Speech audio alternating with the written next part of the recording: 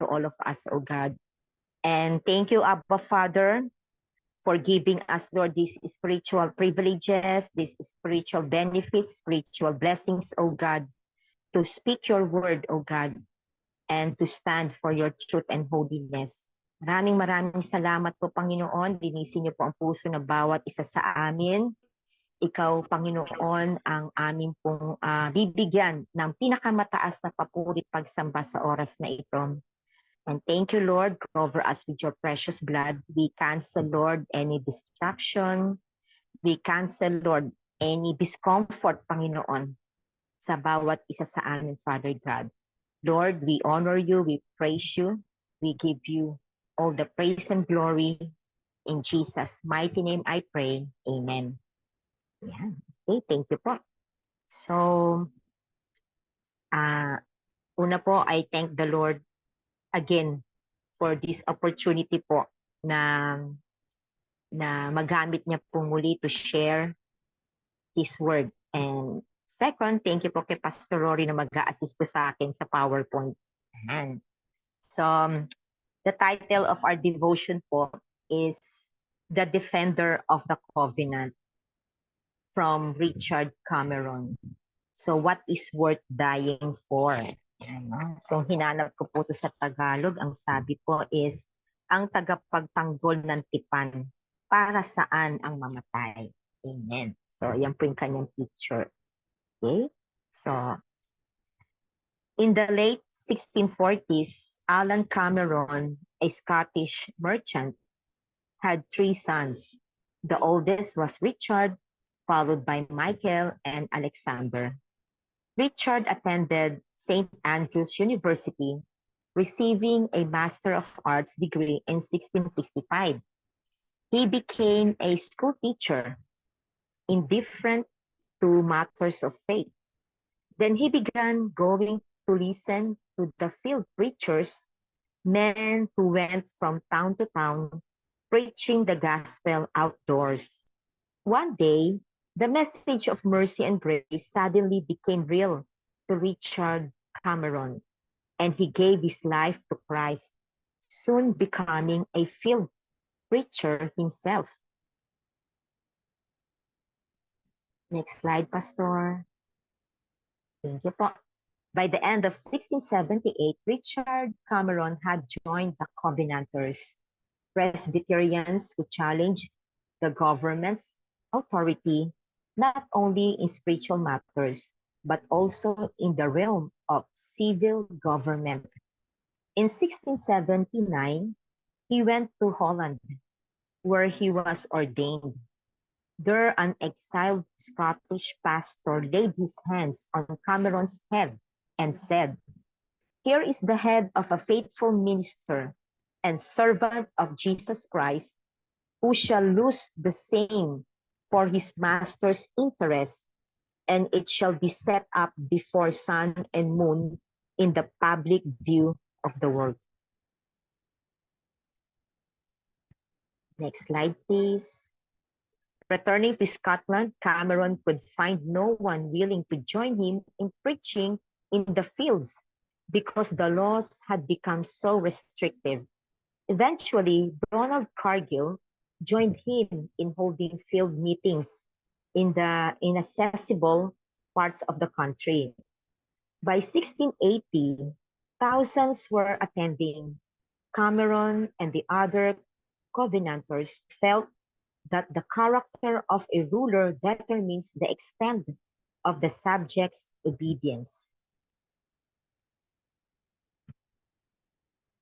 Therefore, they believed that King Charles II must be rejected because he was a tyrant who rejected both covenants he had earlier signed.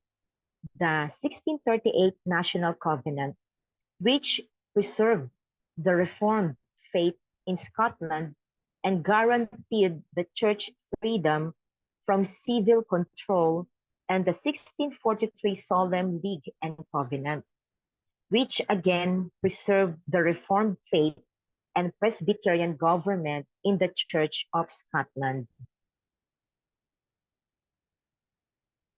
In fact, Charles II had sworn to establish Presbyterianism throughout his realm.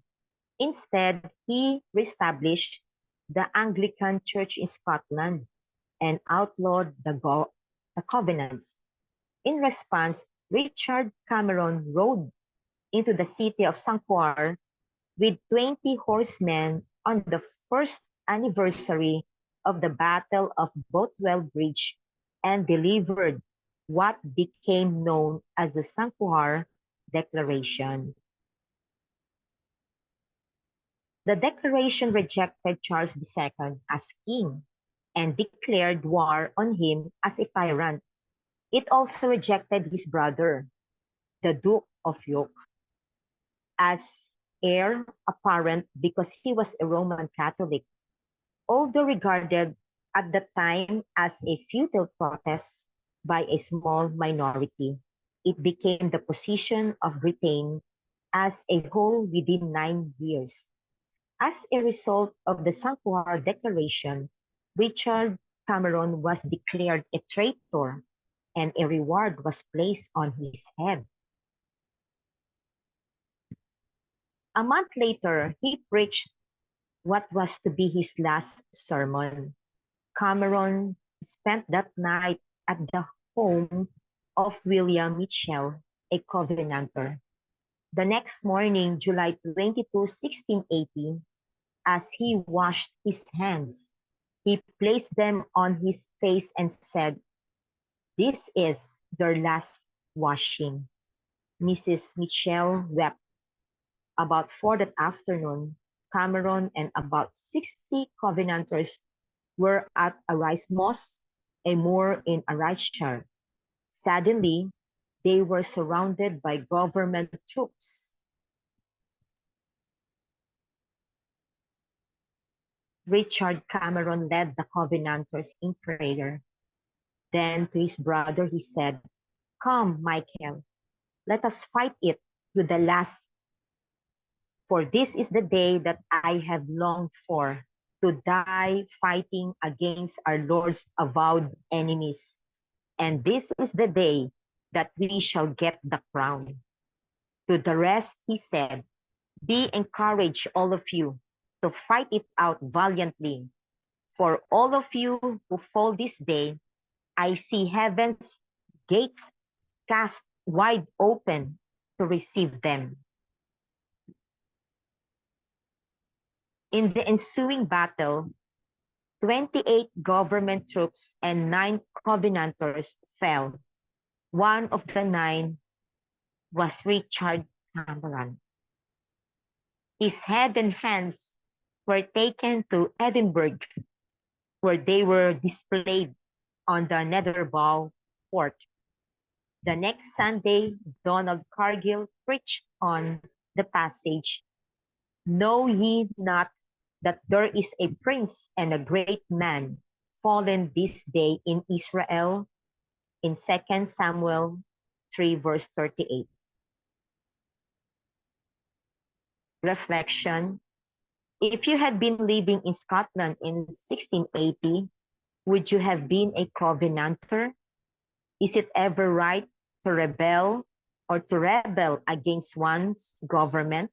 If so, under what circumstances? Give to Caesar what belongs to him, but everything that belongs to God must be given to God. In Matthew 22, verse 21. Amen. So, what is worth dying for?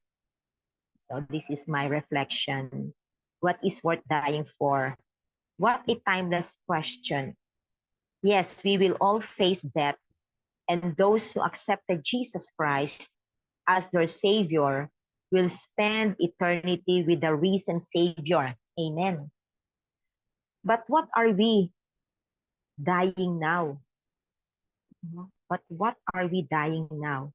As a Christian, God gives us an abundant life, and we should be living like that. Is anything you and I living for what Christ dying for, just like Richard Cameron? It's truly a matter of priorities. Being a Christian is about action as much as it is in prayer. We are meant to be the salt of the earth and a light unto the nations. So, how can we do that if we make no effort to spread God's love to those who are hurting?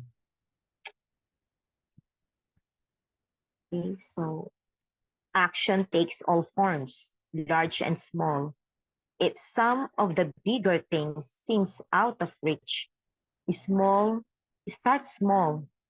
Offer to buy someone a cup of coffee, open the door for someone that has their arms full, show the love of Christ to others so that they want to see what this is all about. You never know how many people you can affect by your one action. When we talk about things worth dying for, we're really talking about the things worth living for, the things that give life meaning. Amen. So, Pastor Rory, last na po yung slide na yan. Yan. Sige po, Pastor, pwede pong pakibalik po doon sa reflection. And may additional po akong input. Hindi ko na po ginawa ng slides kasi masyadong mahaba na po. Yan. So, thank you, Pastor Rory. Our reflection po ay, if you had been living in Scotland in 1680, would you have been a Covenanter? If it is ever right to rebel against one's government, if so, under what circumstances? Pastor, pwede pong backread po sa 2 Samuel chapter 3 verse 38. Thank you, Pastor. Yan, okay. So, ang nag-strike po sa akin dito po sa message po ni Richard Cameron, yung pong sinabi po niya sa kanya pong kapatid, sabi po niya, "Come, Michael, let us fight it out to the last. For this is the day that I have longed for, to die fighting against our Lord's avowed enemies." Ito po yung pakikipaglaban sa mga hayagang kaaway ng ating Panginoon. So, in 2 Samuel chapter 3 verse 38, sabi po diyan, "Know ye not that there is a prince and great man fallen this day in Israel? Hindi ba ninyo nalalaman na may isang pinuno at isang dakilang tao ang nabuwal sa araw na ito sa Israel?" Yan. You know, dito po sa sinabi po ni Richard Cameron sa kanya pong kapatid, ipinapakita po dito sa bawat isa sa atin, our full allegiance of our loyalty and faithfulness is to our Lord God, to our Lord Jesus Christ, and to the God, the Holy Spirit. So, what is worth dying for? Alam niyo po, para po sa ating Lord Jesus Christ, you and I are worth dying for. Amen. So, ang aking pong reference ay from angelaslittleattic.com. God says you are worthy, and our true worth is found through Jesus Christ. Amen. God believes every human is worth dying for, including you, including me. Jesus died for you and me. He sacrificed his life for each and every one of us. He loved you and he loved me so much that he died for our sins, so we could receive his free gift of eternal life. So I have 8 points to share with us po. Number 1 po, you are worth more to God than other valuable living creatures. At ito po yung matatagpuan po sa Luke 12 verses 6 to 7. Okay? Then, second point, God considers you worthy in Christ. He does not allow others to condemn you. Found in Romans 8 verse 1. Amen.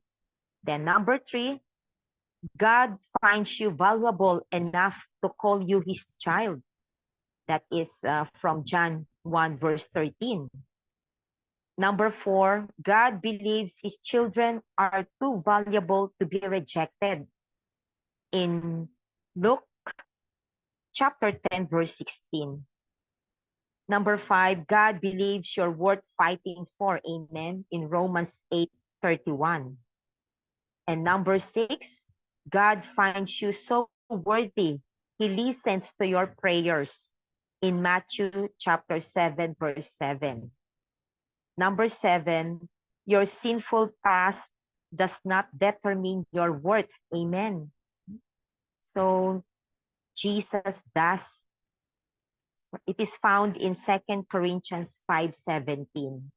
And number 8, God loves us enough to want us to live in heaven with him. Amen. In Isaiah chapter 1 verse 18. And last, so 9 points po pala ito. Then last point, God loves us so much, he created a holy plan to keep us to get to heaven, to be with him for eternity, from Romans 5 verse 8. Now, in conclusion, you were worth his life. Tayo po, we were worth his life. You were worth dying for. This is how God showed his love among us. He sent his one and only Son into the world that we might live through him. This is love, not that we love God, but that he loved us and sent his Son as an atoning sacrifice for our sins. In 1 John 4, 9 to 10. And in John 3:16, for God so loved the world, he gave his one and only Son, that whosoever believeth in him shall not perish but have everlasting life. Amen. So katulad po ng kwento po ni Richard Cameron and the other Covenanters, Jesus Christ believes you and I are worth dying for. Amen. So thank you for letting me share, and all for God's glory. Amen. Thank you, Pastor Rory. Amen and amen. Praise be to God. Sige po, i-ano ko na rin po kay Ate Finette ang ating pong mga prayer points. Salamat po.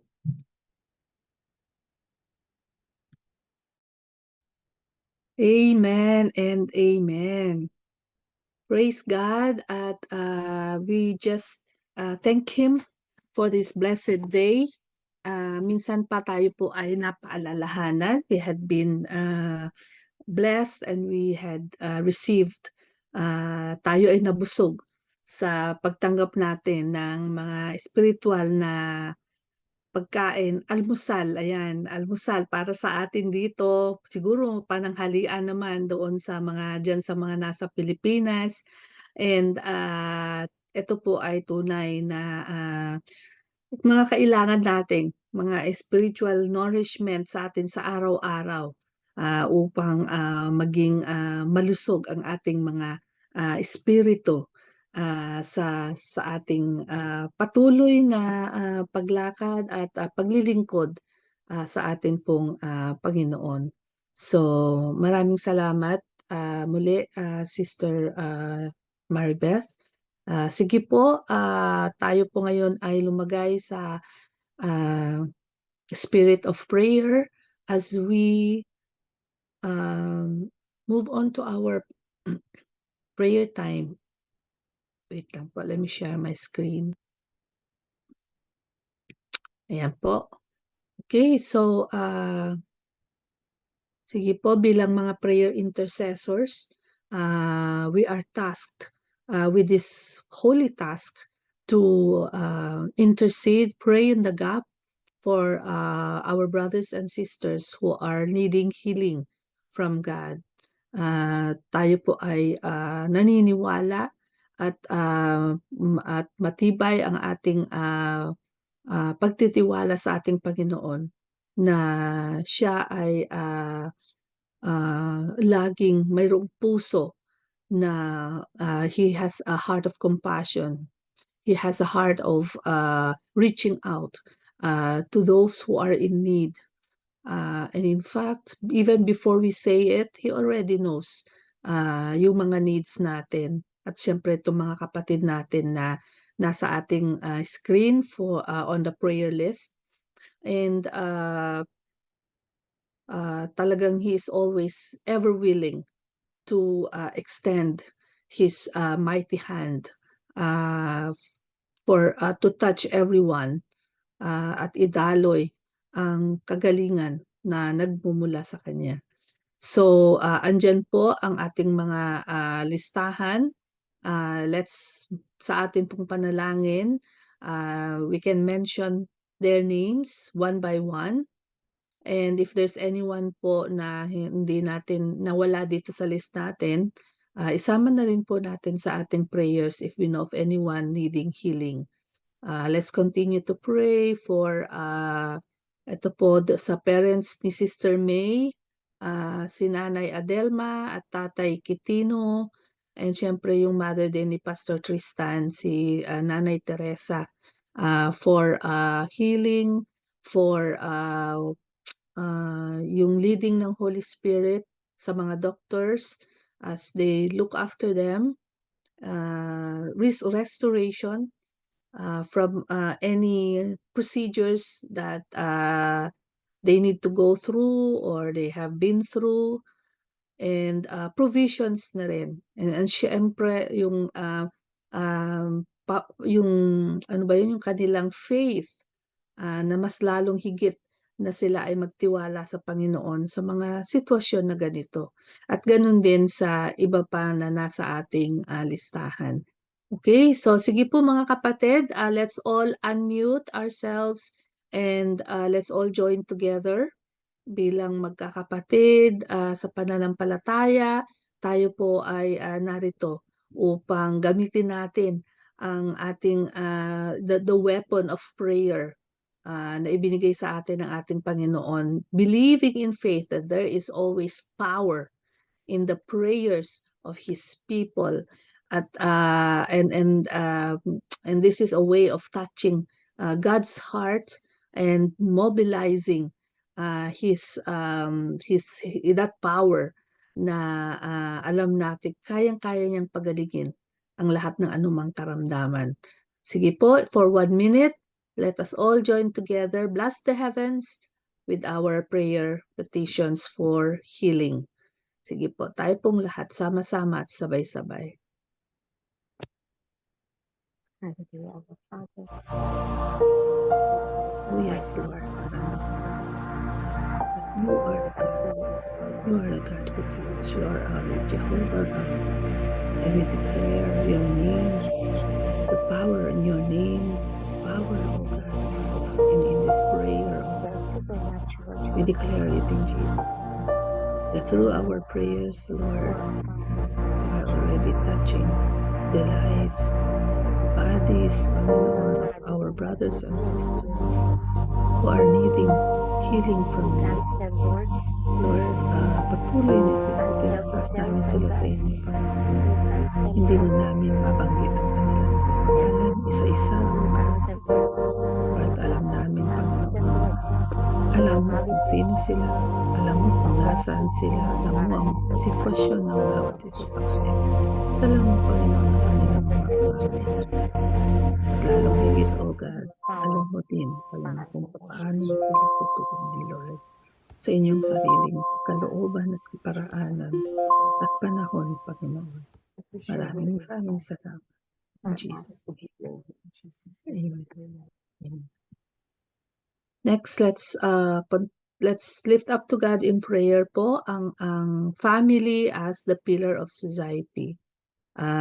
Each family that we represent here right now, at even yung mga wala dito, every family in general, alam natin na ito ay napakahalaga. Dito po tayo lahat inilagay ng ating Panginoon in our own respective families at tunay na yung siyempre yung ating desire, yung ating prayer ay laging for all members of our families, those who are near to our hearts, our loved ones, ay makatanggap din at makilala nila ang ating Panginoon bilang kanilang tagapagligtas.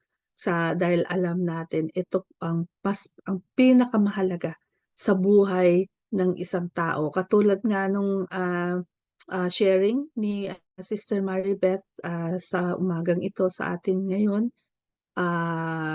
it is one that is worth dying for, 'di ba? Na ang ating mga mga mahal sa buhay ay alam natin na they are safe and secured in the presence of our God. Na kung tayo man ay mawawala sa mundong ito, mayroon tayong iiwan na that's the best legacy that we can leave, is to leave a family behind who are well-grounded sa salita ng ating Panginoon at mayroong matibay na koneksyon sa ating Panginoon. So, yun po ang ating ipanalangin, ilapit sa Diyos ang ating bawat pamilya na ito ay ano din yung bilang basic foundation, basic unit of society. Ito ay tunay na napakahalaga na ang bawat pamilya, hindi lamang yung mga pamilya natin, kundi bawat pamilya in general ay maranasan nila, not just individually but as a family, yung saving grace ng ating Panginoon sa pamamagitan lamang ng ating Panginoong Hesus. So sige po, for 1 minute, tayo po ay lumagay sa isang mataimtim na panalangin at idulog natin as pillars of society. Ang bawat pamilya, tayo po ngayon lahat, sama-sama sa ating panalangin. Hallelujah. Oh yes, Lord. We continue to lift up to you, Lord, every member of our family na talagang, Panginoon, gaano mang katagal, O God, hindi po kami magsasawa at hindi po kami titigil at hindi kami mapapagod dahil alam namin, O God, ang aming mga panalangin, Panginoon, Lord, ay mayroong katugunan, O God. At umaasa kami, Panginoon, Lord, na you continue to work in the lives of each family member, O God. Bawat pamilya, Panginoon, ang lahat, Lord, ay makasumpong, Panginoon, Lord, ng kaligtasan, Lord, sa pamamagitan lamang ng aming Panginoon Jesus. Lord, continue, O God, to use us, kami, Panginoon, bilang mga naliwanagan na, Lord. Use us, O God, to show that light, Lord, sa kadiliman, Panginoon, na kami, Lord, ay magsilbing ilaw, Panginoon, at asin, Lord, sa sanlibutan, lalo, Panginoon, sa buhay ng mga taong nakapaligid sa amin, Lord, those who have you placed, Panginoon, on our paths. And alam namin, O God, na in your perfect way and time, Panginoon, Lord, ay kami lahat, Panginoon, ay makakarating, Panginoon, sa glorious destiny, Lord, na inilaan para sa amin. Maraming salamat, Panginoon. In Jesus' name, pray. Amen. Amen. Sunod po natin ang ating panalangin para sa nations and the governments. Patuloy na yung ating pakikipagbaka sa panalangin. So, ito yung atin pong sandata na ibinigay sa atin ng ating Panginoon, and it is very powerful. We believe in that. There is power in prayer. There is power in declaring yung mga katotohanan sa salita ng Panginoon, lalong higit sa mga panahon na ito na mahirap pakitunguhan. There's a lot of things going on around us. And ang ating pag-asa ay nasa Panginoon lamang. Kaya sa Kanya tayo dumudulog ngayon sa panalangin for the nations and the governments. At itong mga bansa na nasa ating screen, and syempre wherever we are, kung anong bansa man tayo naroon ngayon, isama din natin sa ating panalangin. Sige po, tayo pong lahat for 1 minute, sama-sama, sabay-sabay dito sa prayer blast na ito. Hallelujah. Hallelujah. Yes, Lord, you are the God of all nations. You are the God who restores every nation. Anuman, Panginoon, ang naging kalagayan na ngayon ng mundong inyong nilikha, Panginoon, Lord. You still hold that plan in your hand, Panginoon, at alam namin ito ay matutupad, Lord, sa inyong sariling panahon. At ang panalangin namin, O God, na patuloy, Lord, na mangibabaw ang kapayapaan, Panginoon, sa mundong ito. Alam namin, Lord, na sa nangyayari sa aming kapaligiran, Panginoon, napakalaki, Lord, ng role na ginagampanan ng anak mo, Lord, the Christian believers, Panginoon, upang ma-restore, O God, Lord, ang mundong ito na sa plano mo, Panginoon. So maraming salamat, Lord, that we are here to continue to pray and intercede, Lord. We declare your peace. We declare, O God, na ang mga resolution, ang mga conflicts na ito ay magkaroon ng resolution, peaceful resolution, and sa mga conflicts na nangyayari sa aming mga paligid, Lord, sa mga bansa, Panginoon, na nasa aming screen na listahan. At ganun din, Lord, wherever we are, Panginoon, kami po, Lord, ay magamit mo, God, sa pagpapahayag ng inyong mga salita. In Jesus' name, pray. Amen. And sunod na po natin yung prayers for the church and the ministries. Keeping in mind and in our prayers, the pastors, deaconesses, every church leader, every member of the body of Christ na sakit naman ng mga pagsubok na atin pong nararanasan. Through this ay lalo namang titibay at lalalim ang ating pananampalataya at pagtitiwala sa ating Panginoon. At ang ating Diyos lamang ang maging sentro ng ating buhay, as yung sharing po sa ating kanina. He is one reason worth living for, and a reason worth dying for. Na ganun din ang ginawa niya sa atin. Ang ating Panginoong Jesus ay ibinigay niya ang kanyang buhay dahil ang nasa puso niya is that we are all, each and every one of us, we are all worth dying for. Kaya iyon po ang kanyang ginawa. And so let us continue to lift up ang ating mga kapatid, ang bawat isa sa atin bilang mga mananampalataya. We continue to remain loyal sa ating pagsunod at paglilingkod sa ating Panginoon.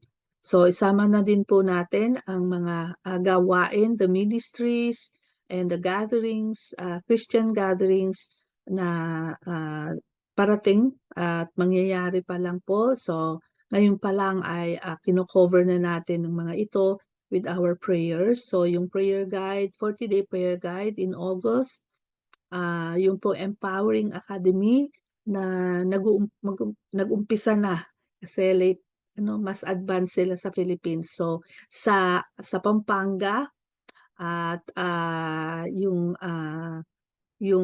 LGI anniversary sa darating na linggo, Sunday 27, and then yung launching ng Nueva Ecija GMC at yung anniversary ng GMC Philippines. I think na tapos na po yata ito. July 20. Ano yan? Kahapon yata or the other day. Ayun. Okay, so ipagpasalamat po natin ang mga natapos na gatherings. We believe they were all very successful. Nakita po natin yung mga live stream. And if you haven't, I think it's still in Facebook live stream. So hanapin na lang po natin kung yung mga links. And then na yung mga paparating pa lang, then let's continue to pray for God's leading and divine intervention sa mga gawain na ito. All for His glory alone. Okay, so sige po, tayo po ay muli ay mag-unmute and let us bless the heavens sa atin pong prayers for church and ministries. For 1 minute. Hallelujah. Yes, Lord, maraming salamat po sa mga gawain, Lord, na naisagawa na, Panginoon. And we believe, Lord, na yung presence and power of the Holy Spirit been experienced. Kasama na din po, Panginoon, yung mga worship services na naganap kahapon, Panginoon, Lord. Maraming salamat, Lord, sa mga powerful move ng Holy Spirit ang pamamagitan ng mga mensahe, Panginoon, na amin pong narinig. Patuloy, Panginoon, na ito ay magamit namin, Lord, sa aming araw-araw na buhay. Makita, Panginoon, sa amin ang buhay, O God, na mayroong Kristo, O God, na siyang nangunguna sa aming mga buhay. Lord, continue to thank you for mga gawain na naisagawa na. Thank you, Lord, and we continue to pray for those mga parating pa lang o mga gawain. We continue yung leading mo provisions and protection, Panginoon, for those who will be traveling to attend these gatherings, Lord. Alam namin, Panginoon, na ang bawat gawain, Lord, na nakatuon, Panginoon, para sa inyo, ay mayroon ng kalakip, Panginoon, na pagpapala, Lord, at katagumpayan. Dahil Ikaw mismo, Panginoon, magbibigay nito. We pray for the pastors, deaconesses, every member of the church, of the body of Christ, at ang mga leaders, Panginoon, ng iyong iglesia. Patuloy, O God, ng anointing mo, ang wisdom, at ang leading mo, Holy Spirit, ang mararanasan ng bawat isa. For your glory, O God. In Jesus' name. In Jesus' name. Amen. Hallelujah. Hallelujah. Yes, Lord, we thank you once more for this prayer time. We believe, O God, na narinig mo ang aming mga panalangin at alam namin, O God, na kayo ay tumutugon sa lahat ng panganalangin, Panginoon, according, O God, sa inyong kalooban, according to your will, according to your great plan, and according to your perfect time, O God. And so we seal right now, we seal every prayer that has been uttered right here, right now, with the powerful, most precious blood of our Lord and Savior, Jesus Christ. And so we say yes and amen. And thank you in advance, God, for what you continue to do in the lives of your people and in the midst, oh God, of our prayer intercession, na alam namin, oh God, na ang pangako mo ay mananatili, that you said, how you said in your words, that you will never fail us, that you will never forsake us, Panginoon. At alam namin, Lord, na iyon na po ang mararanasan at matatanggap namin bilang katugunan sa aming mga panalangin, Lord, sa inyong sariling pamamaraan at sariling panahon, O God. Magkakaroon ng katuparan, Panginoon, ang mga panalangin na ito, Lord. And so we thank you, we just thank you in advance. For we pray all this in the most precious, the sweetest, the greatest name of our Lord and Savior Jesus Christ. Amen and amen. Amen.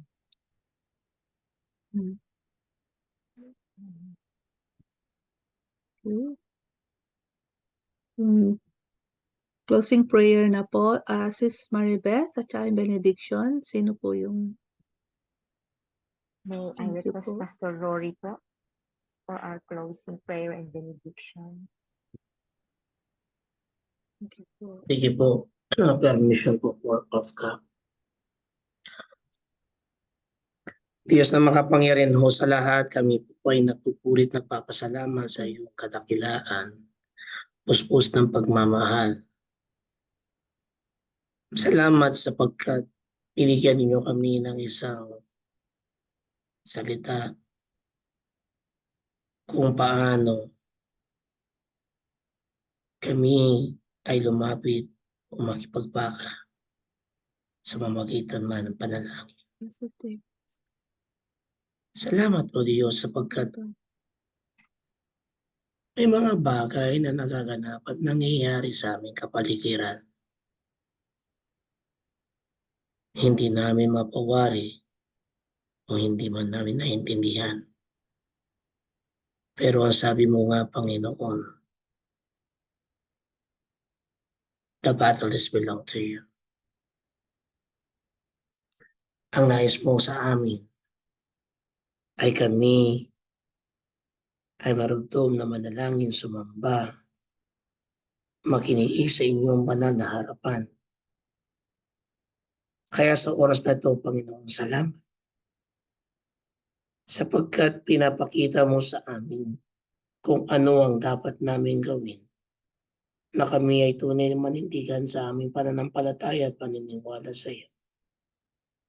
At sa paninindigang iyon, O Diyos, ay tunay na ikaw ang makikipagdigma, makikipaglaban para ho sa amin. Salamat sapagkat sa buhay ni Ate Beth ay iyong ginamit. Pagpalain ninyo siya. Pagpalain ninyo ang kanyang kabiyak. Ang ministeryong iyong pinagkaloob sa kanila. Sa Iglesia ng The Grace, the Christ-Centered Church. Pagpalain po ninyo, Panginoon, at patuloy na ang masaganang pagpapala, malusog na pangangatawan, malakas na pangangatawan, mabiyaya sa bawat araw. Ganun din o Diyos sa bawat isang naririto sa amin.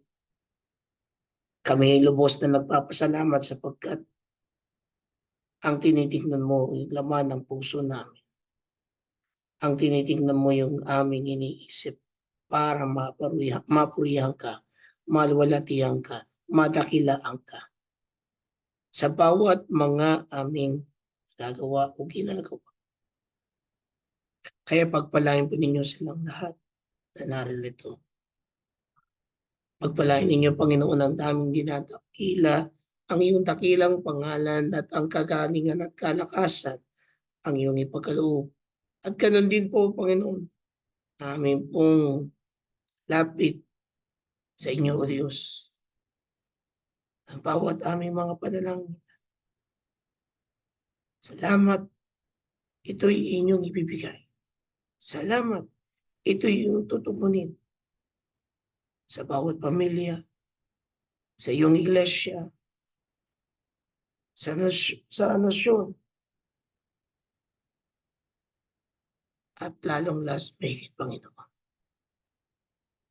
Ang bawat individual na aming panalangin, kahilingan, kapurihan, sa iyong dakilang pangalan lang. Ito ang aming panalangin sa tanging pangalan ni Jesus. Amen. Ating pong tanggapin po ngayon na biyaya ng Diyos sa kanyang salita. Sa mga bilang kabanata 6, talatang 24 hanggang 26. Sa pangalan ng Ama, ng Anak, at ng Espiritu Santo.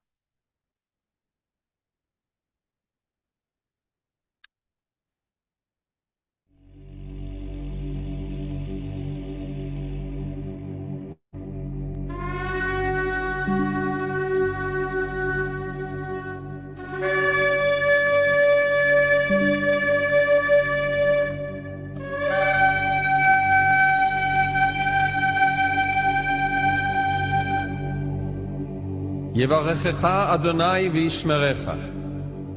יאר אדוני פניו אליך ויחונקה. יישא אדוני פניו אליך וישם לך שלום. The Lord bless you and keep you. The Lord make his face shine upon you and be gracious to you. The Lord lift up his countenance upon you and give you peace.